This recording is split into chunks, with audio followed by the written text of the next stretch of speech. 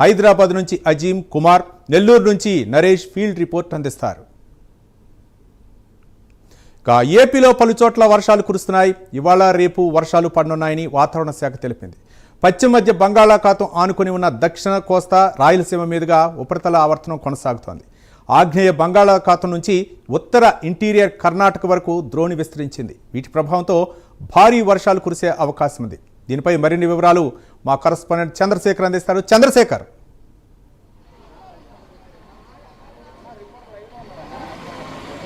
Right Ravi, ప్రధానంగా చూసుకుంటే AP వ్యాప్తంగా కూడా ఈ ఏడాది వర్షాలు అయితే దంటి కొట్టే పరిస్థితి కనిపిస్తుందని చెప్పుకోవచ్చు. ముఖ్యంగా చూసుకుంటే ఏదైతే పశ్చిమ మధ్య బంగాళాఖాతం అలాగే దక్షిణ మధ్య బంగాళాఖాతం దీనికి ఆనుకొని ఉన్నటువంటి ప్రాంతం ఏదైతే ఉందో ఆ ప్రాంతంలో ఉపరితల ఆవర్తనం అయితే కొనసాగుతుంది. దీని ప్రభావంతో రాష్ట్ర వ్యాప్తంగా కూడా పలు చోట్ల మోస్తారు నుంచి భారీ వర్షాలు కూడా కురుస్తున్న పరిస్థితి అయితే ఉందని చెప్పుకోవచ్చు. దీని ప్రభావం కారణంగా మరొక 2-3 రోజుల పాటు కూడా ఇటువంటి వాతావరణం ఉండేటటువంటి అవకాశం ఉన్నట్లు కూడా ఇప్పటికే విశాఖ వాతావరణ శాఖ అధికారులు అయితే అంచనాకు వచ్చిన పరిస్థితి కనిపిస్తుంది. ప్రధానంగా చూసుకుంటే గత 4 రోజులుగా కూడా కురుస్తున్నటువంటి ఎడతెరిపు లేనటువంటి వర్షాలతో ఇటు ఉత్తరాంధ్రతో పాటు ఏపీతో పాటు అటు తెలంగాణ 2 రాష్ట్రాల్లో కూడా ప్రజలు అల్లకల్లోలమవుతున్న పరిస్థితి కనిపిస్తుంది. ముఖ్యంగా చూసుకుంటే ఏదైతే ఉత్తరాంధ్రకు సంబంధించినటువంటి విశాఖపట్నం, శ్రీకాకుళం, విజయనగరంతో పాటు అల్లూరు జిల్లా అలాగే ఆ పార్వతీపురం, మన్యం జిల్లా, అనకాపల్లి జిల్లా ఈ ప్రాంతాల్లో కూడా భారీ నుంచి అతి భారీ వర్షాలు కూడా కురిసిన పరిస్థితి ఉంది. అయితే రాత్రి 1 గంట 2 గంటల ప్రాంతం నుంచి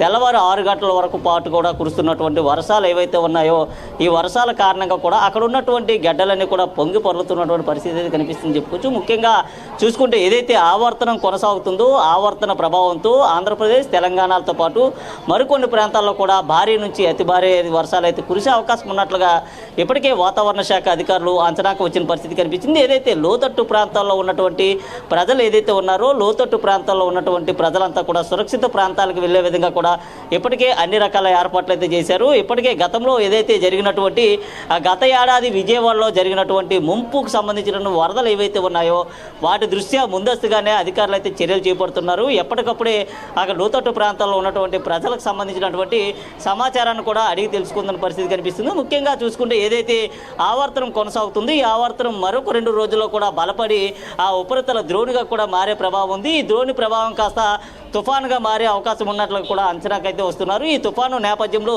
ఇటు విశాఖ, శ్రీకాకుళం, విజయనగరంతో పాటు అటు తూర్పుగోదావరి జిల్లా అలాగే నెల్లూరు, ఏలూరు, గుంటూరు, గూడూరు అలాగే తిరుపతి, చిత్తూరు ఈ ప్రాంతాల్లో భారీ నుంచి అతి భారీ వర్షాలు కూడా కురిసే అవకాశం ఉంది. ముఖ్యంగా చూసుకుంటే ఏదైతే విశాఖకు సంబంధించినటువంటి ఏదైతే మన్యం జిల్లా కానీ లేదా ఈ చుట్టుపక్కల ఉన్నటువంటి ప్రాంతాలు ఏవైతే ఉన్నా ఆ ప్రాంతాల్లో ఎగువ ప్రాంతంలో కురిసేటటువంటి వర్షాల కారణంగా దిగువ ప్రాంతం అంతా కూడా లోతట్టయితే ముంపుకు గురవుతున్న పరిస్థితి కనిపిస్తుంది. ఈ ప్రమాదం నిశ్చయ ఏదైతే అక్కడ ఉన్నటువంటి వారందరినీ కూడా సురక్షిత ప్రాంతాలకైతే తరలిస్తున్నారు. అలాగే ఎన్డీఆర్ఎఫ్, ఎస్డీఆర్ఎఫ్ ఈ 2 బృందాలను కూడా ఇప్పటికే రాష్ట్ర విపత్తుల శాఖ కూడా అప్రమత్తం చేసినట్లు తెలిసింది. అలాగే వర్షం కురుస్తున్నటువంటి అంచనాల ప్రకారంగా కూడా ఏదైతే ప్రాంతాల్లో లోతట్టు ప్రాంతాల్లో ఉన్నటువంటి ప్రజలు ఎవరైతే ఉన్నారో వారంతా కూడా ఇబ్బందులకు గురయ్యే నేపథ్యంలో అక్కడ త్రాగునీరుతో పాటు వైద్యం అందించే విధంగా కూడా చర్యలు చేపట్టాలంటూ ఇప్పటికే రాష్ట్ర ముఖ్యమంత్రి, ఉప ముఖ్యమంత్రి కూడా ఆయా జిల్లా కలెక్టర్లకు ఆదేశాలు కూడా జారీ చేయడం అయితే జరిగింది. అలాగే ఏదైతే కొన్ని ప్రాంతాల్లో మత్స్యకారులు కూడా వేటకు వెళ్ళరాదంటూ కూడా చెప్పిన పరిస్థితి కనిపిస్తుంది. ముఖ్యంగా చూసుకుంటే ఏదైతే